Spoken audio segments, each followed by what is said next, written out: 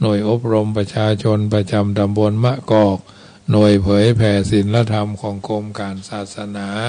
กระทรวงวัฒนธรรมเป็นประจำเมื่อค่ำยามคืนทุ่ม5 นาทีถึง2 ทุ่มโดยประมาณพี่น้องทางเชียงใหม่พี่น้องทางสารพีพี่น้องทางสันทรายทางแม่ริมทางสะเมิงทางห่างดงทางอำเภอเมืองละพูนบางจุดตลอดจนพี่น้องที่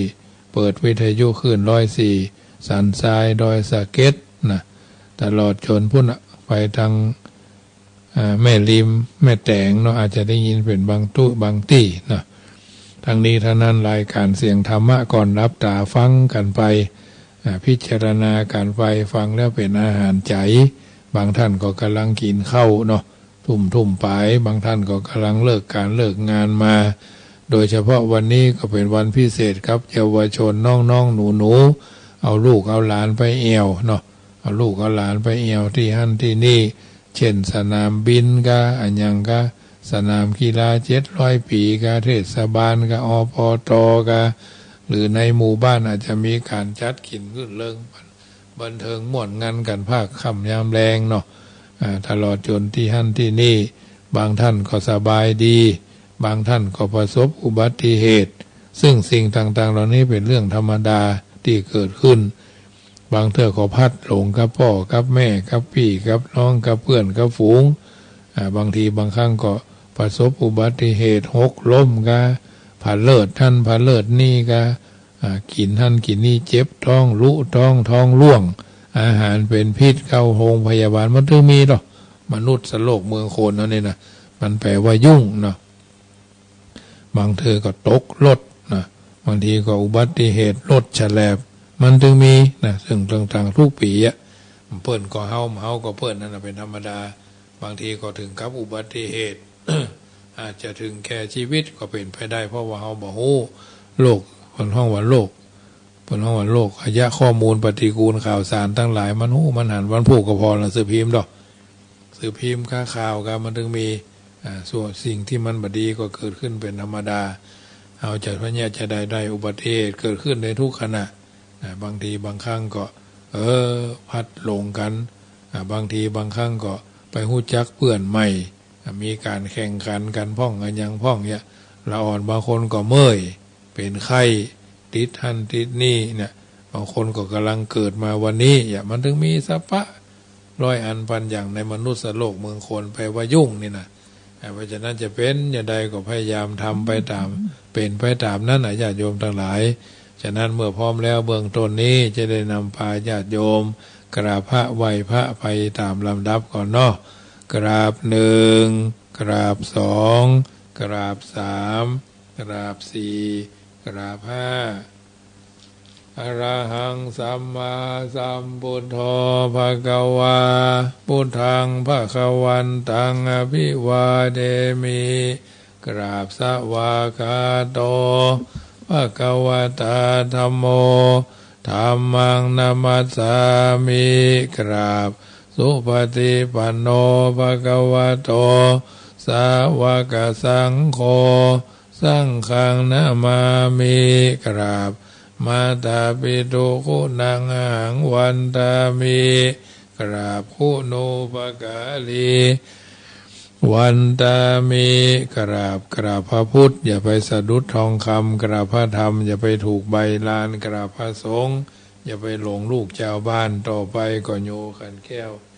โกฏหากเน้อโยสันเนเสโนวาราโพธิมูเลมาลังสะเสนังมหันติงวิจโยสัมโพธิมากัจจิงอนันตัญญาโนโลกุตโมตังปันนามามิปุถังอตังกิโกอริยปัตโตจะนานังโมฆะปเวสายาอุจุกามะโกอายังสันติกโรตุตัสโสนโยปานิยานิโกตังปันนามามิธัมมังสังโฆวิสุทโธวราตะขินโยสันติทานิโยสัพพะมราปะหิโนคุเนหิเนเกหิสัมมิทิปัตโตวนาสะโวตังปันนามามิสังฆังนามามิพุทธังคุณาสาคลันตัง นามามิธัมมังมุนีราจเตสิตังนามามิสังฆังมุนีราจสาวกังนามามิกัมมัฏฐานังนิพพานาติกามุปยังนามามิกัมมัฏฐานาทายกาจาริยังนิพพานามากุเทสกังอัจจโยโนพันเตอจักขมายตาภรังยตามุระหังยะถากุสลังเยมะยังพุทธธัมมาสังฆกัมมัฏฐานาทายกาจาริยสังฆเตสุติรัตเนสุอาทิเตวาปัจจุปันเนวะอวิวายะทิวาระโหวากะเยนะวาวาจายะวามนัสสาวาปะมะตังวาอาการะวังวาอากาสิมาติสวายะถาธรรมังปฏิกโรมาเตสโนปันเตพุทธาเตรัตนะตยังอนุกัมปังอุปาทายะอัจจยังจยโตปฏิกนันโตกัมมันโตอายะติงสังวาริสามานาปุเนวังกริสาปฏิกริสามาพุทธาปุจามหาเตจาธรรมปุจามหาปัญญาสังฆปุจามหาลาภปุจาลาเหปุจายะโตปุเตยะติวาสาวะเกปะปัญญาสมาธิกันเตติเนโสกะปริเทเวเตตาติเสปุจายะโตนิพุเตอากุโตภเยสกะปุญญาสังฆตุงอิเมตามาปิเกนะจิอิมินาอาคิตุปาปุภาราจาปุจาการวะกะเมนะเมตยะพุทธัสสะทัสสะนัญจาละภามหาเสยวานุปัจจโตพุทโธเมตโยเทวปูชิโตสังสาเลสังสารันโตปิอภเยนะขมามหาเสนิพานาปัจจโยโหตุโนนิจจังนะโมตัสสะภะคะวะโตอะระหะโตสัมมาสัมพุทธัสสะนะโมตัสสะภะคะวะโตอะระหะโตสัมมาสัมพุทธัสสะนะโมตัสสะภะคะวะโตอะระหะโตสัมมาสัมพุทธัสสะนะโมตัสสะภะคะวะโตอะระหะโตสัมมาสัมพุทธัสสะพุทธังสรณังกัจฉามิธัมมังสรณังกัจฉามิสังฆังสรณังกัจฉามิทุติยัมปิพุทธังสรณังกัจฉามิทุติยัมปิธัมมังสรณังกัจฉามิทุติยัมปิสังฆังสรณังกัจฉามิตติยัมปิพุทธังสรณังกัจฉามิตติยัมปิธัมมังสรณังกัจฉามิตติยัมปิสังฆังสรณังกัจฉามิสรณะกัมมานังพุทโธสัพพัญญูทยานโนธัมโมโรกุตโรนาวาสังโฆมาคาภลโตจาอิเจตังรัตนาตยังเอตัสสะอนุภาเวนะ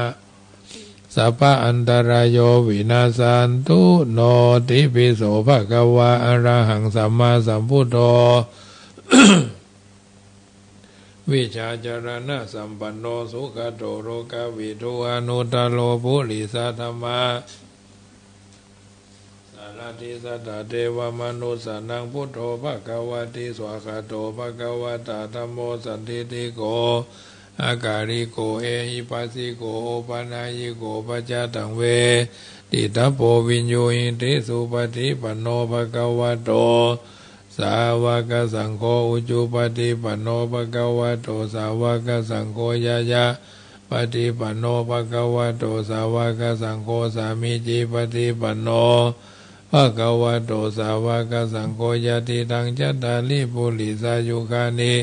อัตถปุริสาปุคลาเอสะภะคะวะโตสาวกสังโฆอะหุนายโยปะหุนายโยตักขินายโยอัญจลีกรณิโยอนุตตรังปุญญเกตังโลกัสสาติยันตุนิมิตังอวะมังกรัญจโยจามานาปุสสกุณาสัสสะโตปะปะกะโหตุสุปินังอากันตังพุทธานุภาเวนะวินาสเมนตุยันตุเนมิตังอวะมังกรัญจโยจามานาปุสสกุณาสัสสะโตปะปะกะโหตุสุปินังอากันตังธัมมานุภาเวนะวินาสเมนตุยันตุนิมิตังอวะมังกรัญจโยจามานาปุสสกุณาสัสสะโตปะปะกะโหตุสุปินังอากันตังสังฆา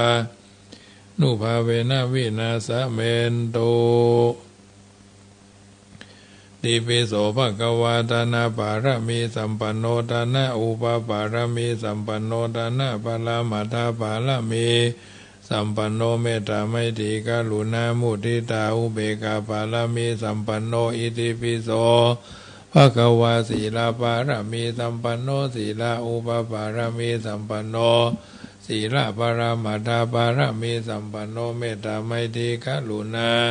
มุทิตาอุเบกขาปารมีสัมปันโนอิติปิโสภควาเนคัมมะปารมีสัมปันโนเนคัมมะอุปปารมีสัมปันโนเนคัมมะปาลามาตาปารมีสัมปันโนเมตตาไมตรีกรุณามุทิตาอุเบกขาปารมีสัมปันโนอิติปิโสภควาปัญญาปารมีสัมปันโนปัญญาอุปปารมีสัมปันโนปัญญาปรามาทาปารมีสัมปันโนเมตตาไมตรีกรุณามุทิตาอุเบกขาปารมีสัมปันโนติปิโสภควาวิริยะปารมีสัมปันโนวิริยะอุปปารมีสัมปันโนวิริยะปรามาทาปารมี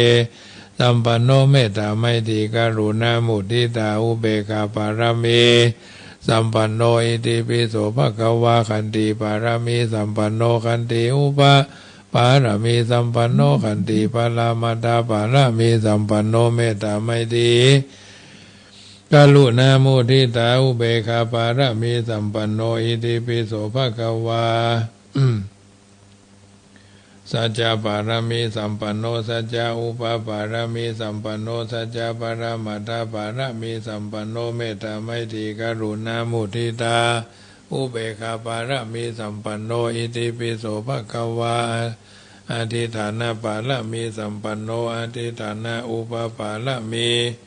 สัมปันโนอธิฐานะปรามาทปารมีสัมปันโนเมตตาไมตรีกรุณามุทิตาอุเบกขาปารมีสัมปันโนอิติปิโสภควาเมตตาปารมีสัมปันโนเมตตาอุปปารมีสัมปันโนเมตตาปรามาทปารมีสัมปันโนเมตตาไมตรีกรุณามุทิตาอุเบกขาปารมีสัมปันโนอิติปิโสภควาอุเบกขาปารมีสัมปันโนอุเบกขาอุปปารมีสัมปันโนอุเบกขาปรามาทปารมีสัมปันโนเมตตาไมตรีกรุณามุทิตาอุเบกขาปารมีสัมปันโนติปิโสภควาตัสสะปารมีสัมปันโนตัสสะอุปปารมีสัมปันโนตัสสะปรามาทปารมีสัมปันโนเมตตาไมตรีกรุณามุทิตาอุเบกขาปารมีสัมปันโนโสภควาอิติปิวันนี้วันเสาร์เนอสวดโพชฌังคสูตรยะโตหังภาคีนิอะดิยายะจาติยาจาโตนาภิชานามิสัญจิจาปานังชีวิตาวโรเปตา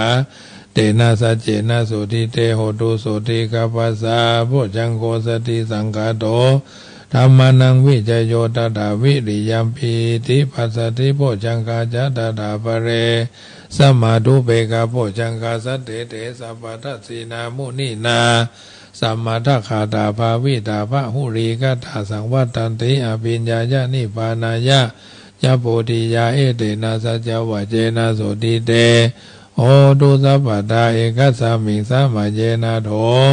โมคคารานันจะกัสสปังขิลาเนทุกิเตติสวะโพชังเกสัตตเทสยิเตจะตังอภินันทิตวโรคามุนจิงสุตังคเนเตนะสัจจวัจเจนะโสติเตโหตุสัพพตาเอกทาธรรมราชาภิเขรัญเยนะพิปีริโตจุนทัตเตเรนะตัญเยวะพะนาเปตวนาสาตารังสัมโมทิตวจะอาภาธาตัมมาวุธาสีทานาโสเอเตนะสัจจวัจเจนะโสติเตโหตุสัพพตาปายินาเตจะอาภาธาตินานัมปิมะเหสีนังมะกาตาคีเลสาวะปัตตานุปติธรรมตังเอเตนะ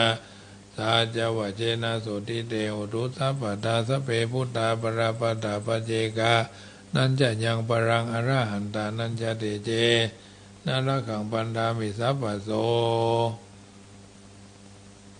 พุทโธมังคลาสัมพุทโธสัมพุทโธติปตุตโมพุทธมังคลามากัมมาสัพพทุกขาปมุญจเลธัมโมมังคลาสัมพุทโธกัมมิโรดุตโสอนุงธัมมะมังคลามากัมมาสัพพปัญญาปมุญจเลสังโฆมังคลาสัมพุทโธวรตขินายโย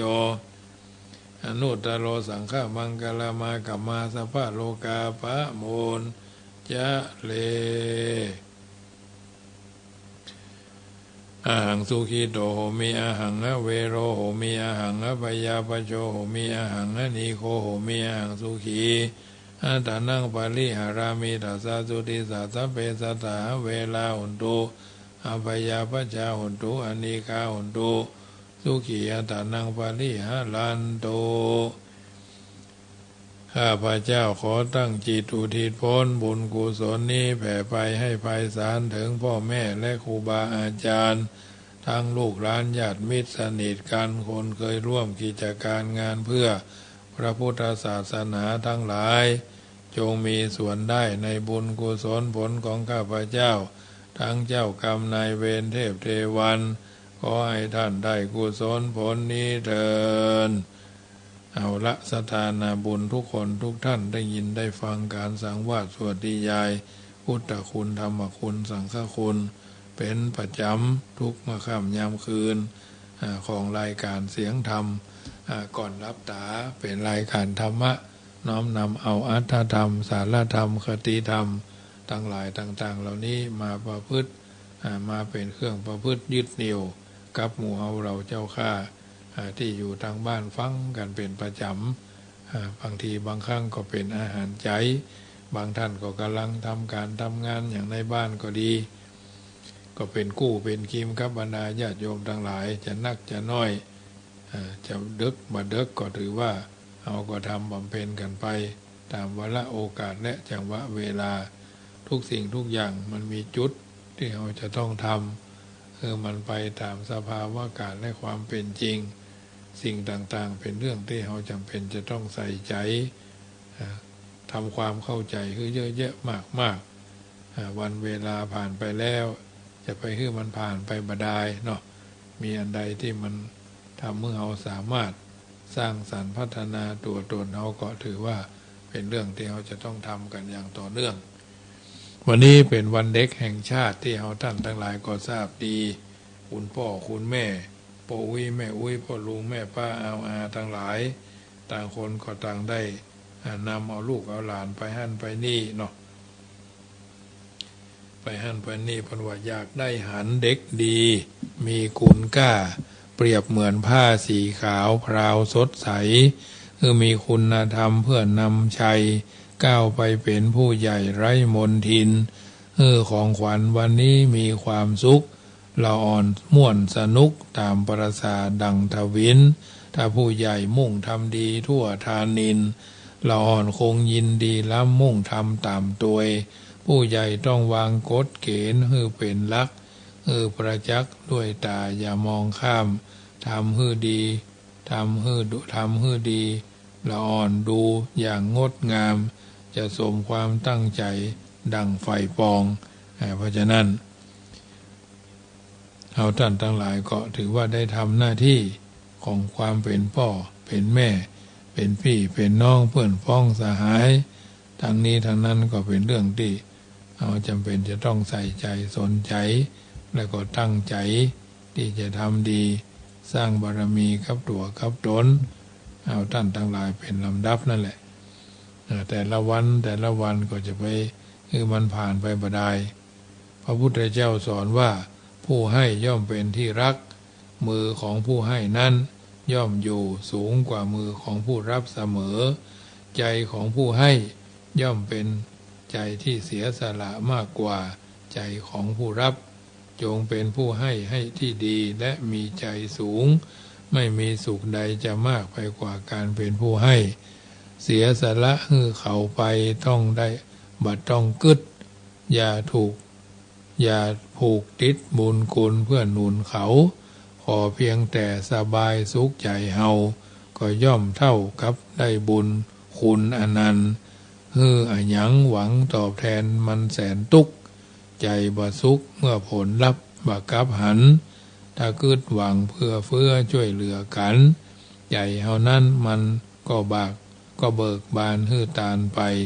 พอใจที่จะฮื้อบ่กึดนักโอ้ว่าเขาลำบากมากแค่ไหนขอตั้งจิตเมตตาด้วยตั้งใจเพื่อจะฮื้อเขาสุขพ้นทุกข์จริงเนี่ยอันนี้ใจที่คิดให้นะวันเสาร์หนาวนักขอตักเอ่ยถามโดยกรรมอันงามว่าวัดดีเจ้าขอเป็นแห้งใจห่วงใยตะพอเฝ้าได้บรรเทาโศกทุกข์เมื่อล้มวันไหนได้รีบลุกปลุกใจขึ้นสู้ต่อไปไปฟังท้อแท้เหมือนแย่เพียงไหนโลกยังวิไลสดใสผ่องแผ้วอันเนี้ยญาติโยมท่านผู้รู้บัณฑิตก่อนไกลเอามาก็อู้เอิ้นเจริญพรให้ท่านทั้งหลายได้ฟังเป็นบรรทัดฐานต่อไปนั่นแหละวันนี้ก็จะนำเอาอรรถธรรมคำสอนติดอู้กันไปเรื่อยๆวันก่อนปุ่นก็ได้อู้เรื่องพูดไปสองไพ่เบี้ยนิ่งเสียจำรึงทองต่อไปก็จะอู้ธรรมะเป็นเรื่องของธรรมะกำลังใจเนาะญาติโยมทั้งหลายซึ่งก็ถือว่าเป็นเรื่องบางประการเรื่องของมนุษย์สองเพศเพิ่นบอกว่าในจักรวาลแห่งชีวิตเนี่ยมีจิตใจเป็นเจ้าเป็นใหญ่เป็นผู้บังคับบัญชาและเป็นผู้นำชีวิตไปในทางไหนๆก็ได้ทั้งนั้นสิ่งใดที่พ่อแม่ทำฮื้อบ่ได้ญาติสนิทมิตรสหายก็ทำฮื้อบ่ได้แต่จิตใจเป็นสิ่งที่ทรงพลังอาจจะบันดาลสิ่งเหล่านั้นฮื้อเกิดขึ้นได้อย่างมันน่าเชื่อ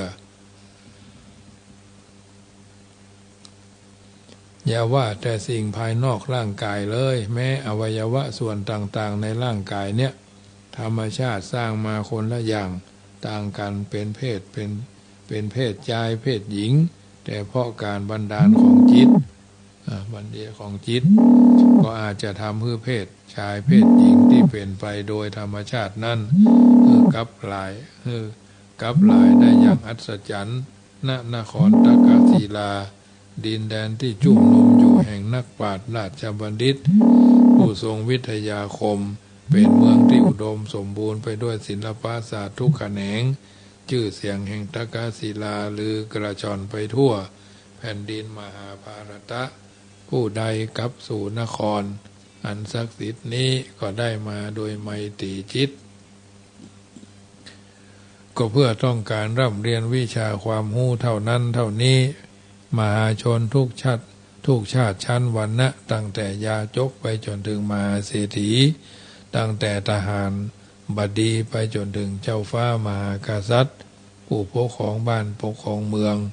ซึ่งทรงฤทธิเดชเกรียงไกรที่สุดแม้มหาโจรผู้นามกระเดื่องในยุคนั้นก็ล้วนแต่ได้เรียน ไปจากนครแห่งนี้ทั้งสิ้นดังนั้นตักกศิลาแม้จะพลุกพล่านไปด้วยคนต่างถิ่นต่างที่เข้าออกอยู่บ่ได้ขาดแต่การภายในก็สงบร่มเย็นปราศจากข้าศึกศัตรูมารบกวนไผเข้ามาถึงดินแดนแห่งนี้ก็วางใจได้ว่าบ่มีอันตรายใดๆวันละพระเศรษฐีเมื่อคนหนุ่มจากนครโสรยะนั่งล้อลากเกวียนมาบรรทุกสินค้ามาเข้าไปสู่ตากศิลาด้วยความอบอุ่นใจ เช่นเดียวกับพ่อค้าบริวารที่ขับเกวียนมาตามข้างหลังหลายสิบเล่มเกวียนเมินเถื่อหมู่เขาจึงจะได้มีโอกาสเข้ามาค้าขายในเมืองนี้สักเกื้อหนึ่งพอตะวันสายมาน้อยขบวนเกวียนของวัลภะก็เข้าไปถึงภายในเมือง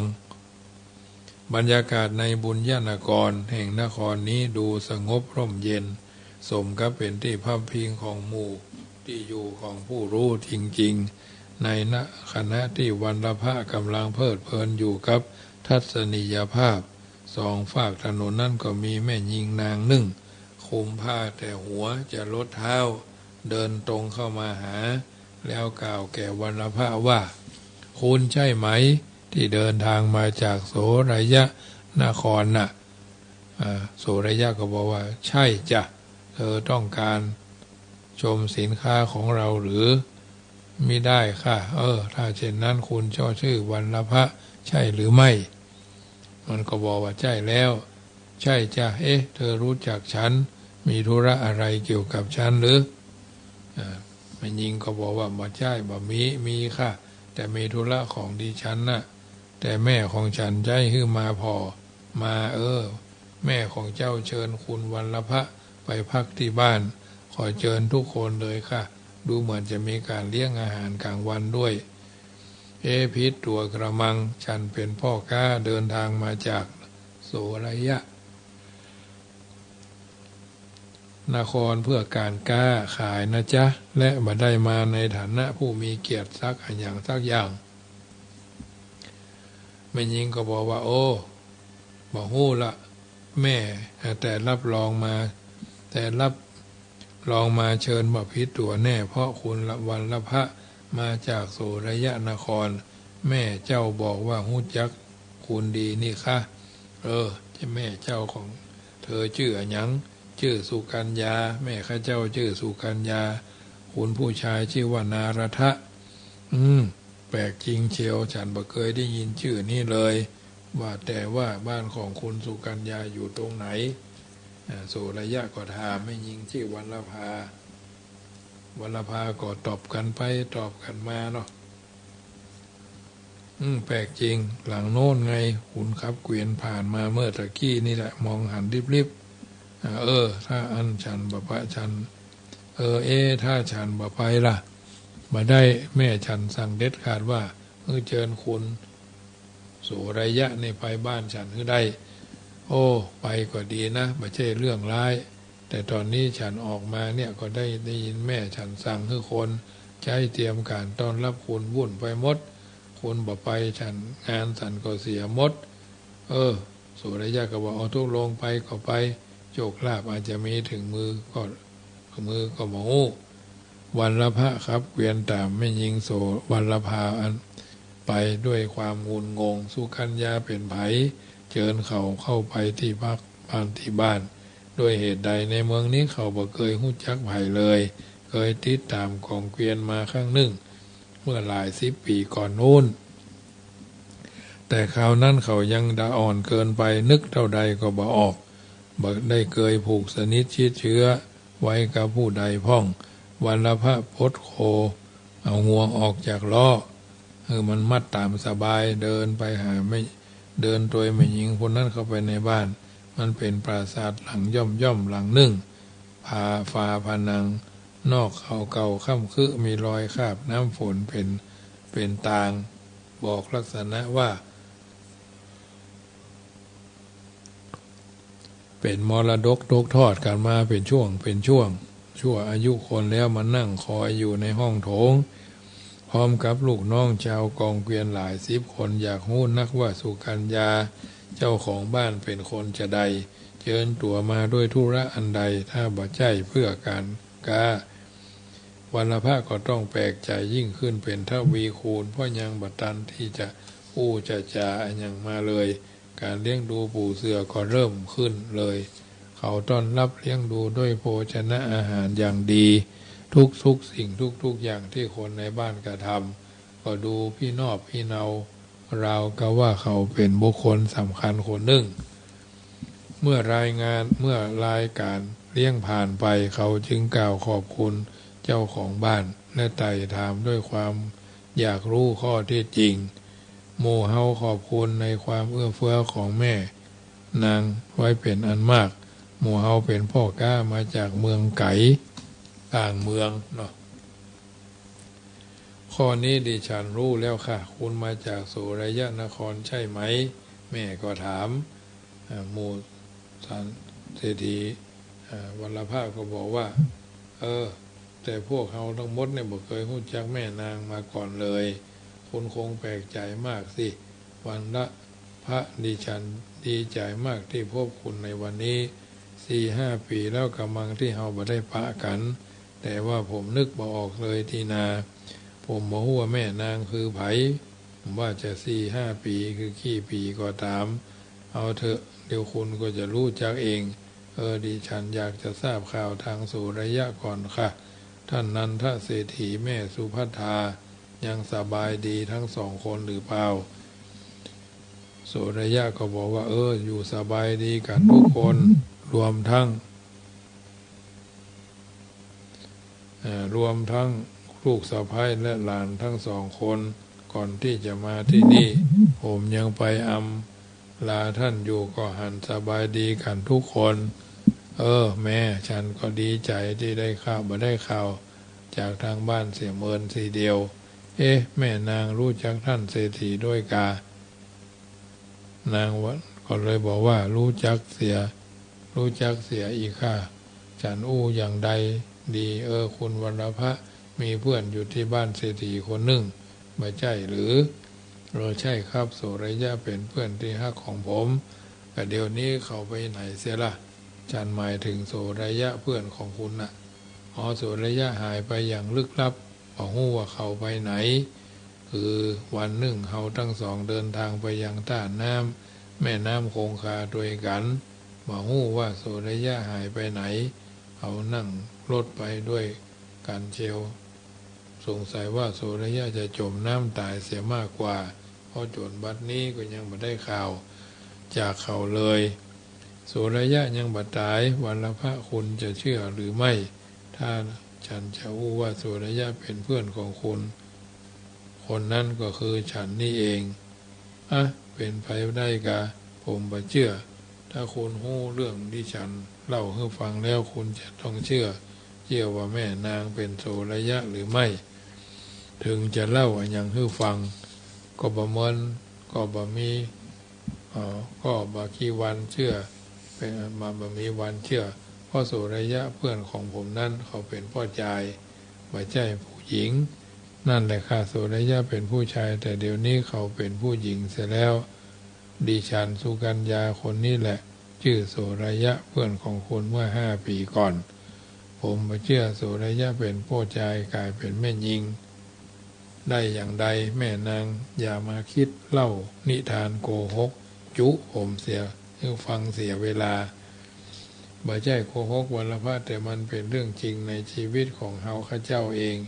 คุณคิดดูสิดิฉันจะหลอกคุณให้เชื่อเพื่ออะไรหยังผมบ่ฮู้หรอกว่าแม่นางต้องการในอย่างคนเฮาเนี่ยบางเตื้อก็มีความคิดแปลกๆชอบหลอกคนอื่นลวงคนอื่นเพื่อให้ผลประโยชน์ของตัวเข้าใจคิดอย่างปากพูดอย่างก็อาจจะจำได้นี่แต่ดิฉันไม่ใช่คนเช่นนั้นดูคิดดูวรรณภะที่ดิฉันให้คนไปเชิญคุณมาเนี่ยได้ทำการเลี้ยงต้อนรับพวกคุณเนี่ยเพื่ออย่างก็เพื่อจะให้ได้ฮู้ได้อย่างใดกำลังจะถามแม่นางอยู่เดี๋ยวนี้แหละ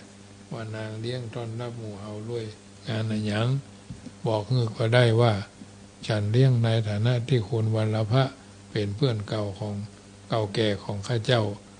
เฮาเป็นเพื่อนเล่นกันเพื่อนกันเติบโตใหญ่มาด้วยกัน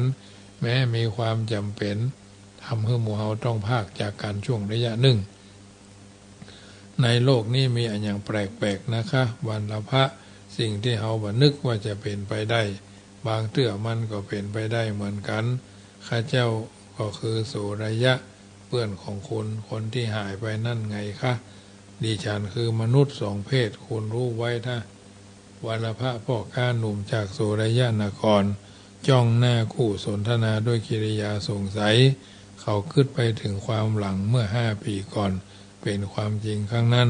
เขามีเพื่อนคนหนึ่งชื่อสุริยะแต่มันจะเป็นไปได้อย่างใดมีเพื่อนฮักของเขาคนนั้นเจ้ากลายเป็นแม่นางสุกัญญาคนนี้มันจะเป็นไปได้เป็นไปบ่ได้เป็นเด็ดขาดเพราะสุริยะเป็นพ่อชายมีภรรยาแล้วและมีลูกถึง2 คนแต่แม่นางคนนี้เป็นภรรยาของนาราตะ มีนิวาสสถานอยู่ที่มีสถานอยู่ที่เมืองตากาศิลาเมืองตากาศิลานี้ระยะทางก็ห่างไกลกันหลาย10 โยชน์แต่สตรีผู้นั้นก็ยืนยันว่าเธอเป็นเพื่อนเก่าของเขาหรือหล่อนจะหลอกลวงเขาให้หลงเชื่อเพื่อประโยชน์อันใดยิ่งขึ้นไปวันละพระก็ยิ่งสงสัยนักขึ้นจ้องหน้าฉันทำไมวันละพระคุณบ่เชื่อฉันเลยกาจะให้ผมเชื่ออย่างใดครับแม่นางยังบ่ได้เล่าอย่างให้ฟังผมฟังเลยนี่นะปุ๊บปั๊บก็มาอ้างตัวเป็นโสรยะเพื่อนเก่าของผมของกันผมจะเชื่อได้อย่างไรแต่คุณฟังดิฉันเรื่องเก่าๆสักเรื่องหนึ่งแล้วคุณจะต้องเชื่อครับแต่ว่าเฮาว่าบ่ได้ครับผมเองก็รับรองตัวเองบ่ได้หรอกว่าจะเชื่อหรือบ่เชื่อเอาละผมกำลังตั้งใจฟังแม่นางอยู่เชิญเล่านิทานโกหกของคุณต่อไปได้แล้วเดี๋ยวก่อนคุณอย่าว่านิทานโกหกนะนี่มันวันละพระคุณเคยคิดบ้างไหมว่าจิตใจคนเฮามีอำนาจมีพลังงานที่อาจจะโดนบันดาลอย่างคือสำเร็จได้ทุกอย่างข้อนั้นแน่นอนผมเชื่อเพราะชีวิตของคนเฮามีจิตใจเป็นนายเป็นธาตุกายสิทธิ์อย่างเดียวในชีวิตฤทธิเดชของพลังจิตนั้นบางเตื้อมันก็แสดงออกในลักษณะที่บัดน่าจะเป็นไปได้ก็มีถ้าเช่นนั้นคุณก็ควรจะเชื่อต่อไปได้แล้วว่า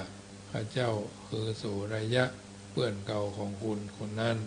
ดิฉันหรือคือมนุษย์2 เพศมีอำนาจจิตบันดาลให้เป็นไปเรื่องมันเป็นอย่างไรกันนะครับผมฟังบ่เข้าใจเอาละคุณลองรับตานึกถึงวันสุดท้ายที่เฮาจากการข่าวนั้นดูก่อนว่าข้าเจ้าหรือดิฉันหายไปหมายถึงวันที่คุณจากกันกับโสรยะคนนั่นน่ะตอนนั้นกำลังเดินไปที่ท่าน้ำแม่น้ำคงคาใช่หรือไม่ใช่แล้วครับโสรยะก็บอกนั่นแหละคุณหันพระภิกษุรูปหนึ่งในวันนั้นก็คุณพอนึกออกบ้างไหมว่าเดี๋ยวเนี้ยผมคิดดูก่อนนึกได้แล้วถูกแล้วล่ะในวันที่ผมมาจากโสรยะนั้นเดินไปที่ท่าน้ำโดยกันได้พระผู้เจ้าตัวหนึ่งดูเหมือนจะเป็นท่านพระมหากัจจายนะท่านเดินบิณฑบาตมาทางนั้นต่อจากนั้นหมู่เฮาก็วุ่นวายกันด้วยเรื่องการหายไปของโสรยะนั่นแหละโมเทละรูปนั่นที่เป็นต้นเหตุแห่งการกลับเพศของดิฉันแต่ฉันที่จริงก็ไม่ใช่ความผิดของพระท่านหรอกความผิดมันอยู่ที่ฉันเองดิฉันเป็นคนคิดไม่ดีเองผมยังไม่เข้าใจคุณสุกัญญาถ้าคุณพร้อมฉันรับฟังเจ้าอาจารย์ก็จะเล่าต่อไปเดี๋ยวนี้แหละเชิญรับฟังต่อไปเนาะคราวนั้นเพิ่งจะเป็นฤดูหนาวเริ่มต้นชาวโสรยะเสร็จจากการเก็บเกี่ยวแล้วก็เตรียมการพิธีที่สิวาราตรีทุกบ้านทุกจองก็ตกแต่งบ้านกันด้วยธงทิวธงที่วาดสล้อนตาไปหมดพอถึงวันเพ็ญพระจันทร์เสวยมาค่ะทั้งสองก็เดินไปที่แม่น้ำคงคาเพื่อทำพิธีส่งน้ำล้างบาปกันตามประเพณีของพราหมณ์นั่งเทียมรถม้ากันเดียวกันสนทนาปราศัยกันไปในระหว่างทางอย่างสนิทสนมบ่มีวี่แววหรือลางร้ายอย่างบอกให้ฮู้ว่าวาระแห่งการจากกันจะมาถึงตรงนั้นเลยเนี่ยเราจะเดินทางไปส่งน้ำเพื่อล้างบาปกันใช่ไหมโสรยะบอกวัลภะขึ้นก็ใช่นะสิแกถามทำไมละวัลภะฉันบ่เชื่อโสรยะบ่เชื่อว่าการอาบน้ำในแม่น้ำคงคาจะเป็นการล้างบาปได้ตามองค์การของพระผู้เป็นเจ้าทำไมขึ้นอย่างนั้นล่ะอย่าลืมนะพิธีเขาทำกันมาตั้งแต่สมัยปู่ย่าตาทวดแกบ่เชื่อก็เท่ากับอากตัญญูต่อบรรพบุรุษที่ผ่านมาวันละพระมาหูละเรื่องของความเชื่อเป็นเรื่องของจิตใจมันยังบังคับกันบ่ได้นี้การล้างบาปเนี่ย มันบ่มีเหตุผลที่จะน่าเชื่อถ้าว่าในวัลภะนี้แกที่แกเชื่อนะแกกึดอย่างใดฉันคิดว่าบาปมันไม่ใช่วัตถุและไม่ได้แปดเปื้อนชีวิตของเฮาเหมือนกับโคลนเปื้อนแต่บาปมันเป็นความเศร้าหมองที่เกิดขึ้นกับจิตกับใจของเฮาแต่ละคนที่หู้ความเข้าใจความได้มันสลักแน่นอยู่ในจิตพระผลอยู่ในนั้นฉะนั้นเฮาจะล้างด้วยน้ำภายนอกอันจะว่าบ่มีทางที่จะมันสะอาดขึ้นมาได้มันก็บ่มีทางจริงๆโสระยะนั่นเป็นสิทธิที่แกจะเข้าใจแต่แกอย่าลืมไปว่าเนี่ยประเพณีที่เก่าแก่ของคนเฮาการปฏิบัติตนตามประเพณีมันก็ดีไปอย่างหนึ่งถูกละโสระยะดีนะดีแน่ละแต่กันว่าการปฏิบัติตนตามประเพณีเฮาบ่ควรจะงมงายเกินไปเพราะจะทำให้เกิดความเข้าใจไขว้เขวเช่นถ้าไผคิดว่าบาปเป็นสิ่งที่อ้างกันไปลมๆแรงๆเขาก็มีใจกล้าที่จะทำบาปอย่างบ่ต้องสะทกสะท้านเกรงกลัวอย่างสักอย่างต้องบ่หวาดกลัวถึงมีก็มาล้างกันเสียอย่างนี้เป็นต้นแกพอจะพอหันทางนั้นได้หรือไม่เพราะแกกึดมากไปเช่นนี้แหละวันละพระภัยเขาจะกึดหรือเข้าใจอย่างใดก็ช่างในขณะที่สองคนกำลังสนทนากันอยู่นั่นพอดีพระมหากัจจายนะเถระท่านก็เดินสวนทางมาพอดีรูปร่างของท่านบางรูปนั้นงดงามเป็นที่สุดผิวพรรณวรรณะท่านก็เปล่งปลั่งดีน่าเคารพศรัทธาในศีราจารวัตรของพระคุณเจ้าองค์นั่นคือพระมหากัจจายนะรูปร่างท่านเป็นงดงามผิวพรรณก็เปล่งปลั่งเป็นที่สุดพุทธผ่องแจ่มใสเป็นเสน่ห์แก่ผู้พบเห็นเป็นอย่างยิ่งความสวยงามของพระมหากัจจายนะนั้นเป็นที่เรื่องลือกันมาเมินแล้วและบ่ใช่จะเป็นที่ลงไหลแก่สตรีหรือเพศตรงข้ามกันเท่านั้นแม้บุรุษเพศด้วยกันก็พากันตะลึงแลและติดใจในรูปพรรณสันฐานของพระมหากัจจายนะเป็นอันนักดังนั้นเมื่อโสระยะทอดตาดูก็เกิดความสนใจขึ้นมาในฉับพลันเขาบอกแก่เพื่อนว่า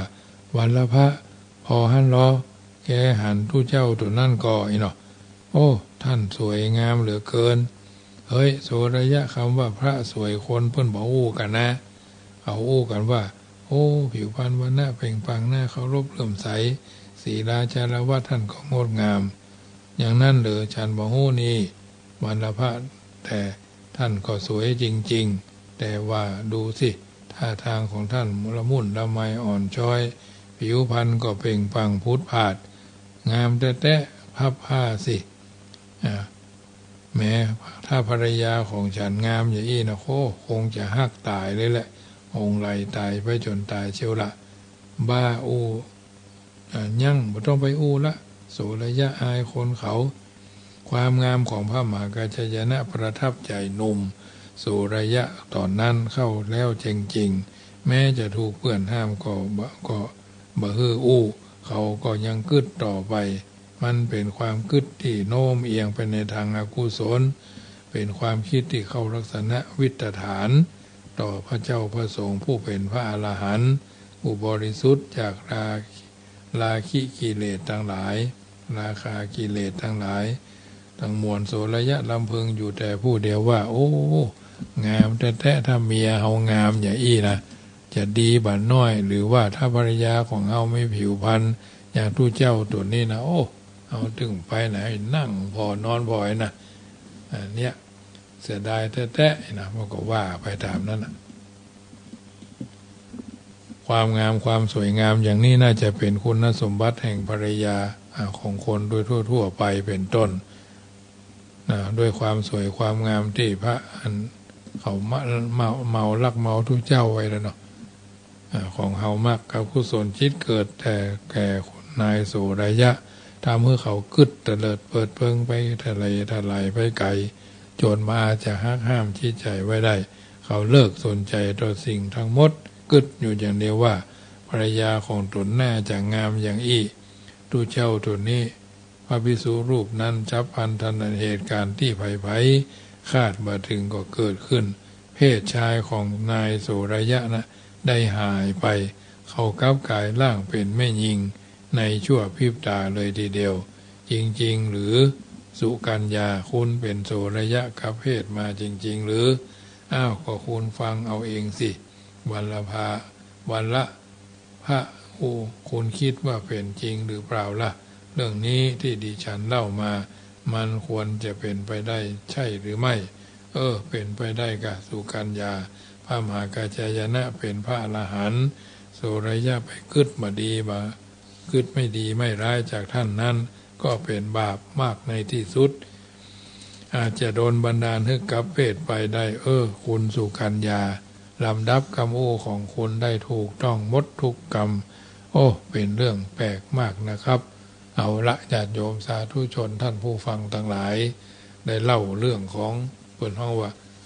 คนสองเพศมาถึงตอนนี้ก็จะอู้ต่อไปในวันพรุ่งนี้ค่ำแรงของวันนี้รายการเสียงธรรมก่อนรับตาเอื้อนเจริญพรมาท่านทั้งหลายได้ฟังก็คงจะสมสมัยได้เวลาเนาะเป็นบรรทัดฐานเรื่องนี้จะเป็นยังไงวันพรุ่งก็จะอู้ต่อไปเนอะพี่น้องศรัทธาที่ฟังกันอยู่ทางบ้านวันนี้เป็นวันเด็กแห่งชาติเป็นวันเด็กเป็นวันแห่งต้นคิดเป็นต้นแบบเป็นต้นไม้เป็นต้นน้ำที่พ่อแม่ญาติผู้ใหญ่หรือผู้นำชุมชนองค์กรทั้งหลายต่างก็ทำตัวอย่างให้เป็นตัวอย่างที่ดีครับน้องหนูเยาวชนที่จำความได้ว่าเอามีพ่อที่ดีเอามีแม่ที่ดีเอามีครูบาอาจารย์ที่ดีเอามีผู้นำที่ดีเขาเหล่านี้ก็จะเก็บตวงเอาสิ่งที่เป็นมังกละที่เป็นประโยชน์ไปเป็นบรรทัดฐานแม่ปูสอนลูกปูให้เดินตรงมีที่ไหนพ่องเราก็คงจะเข้าใจ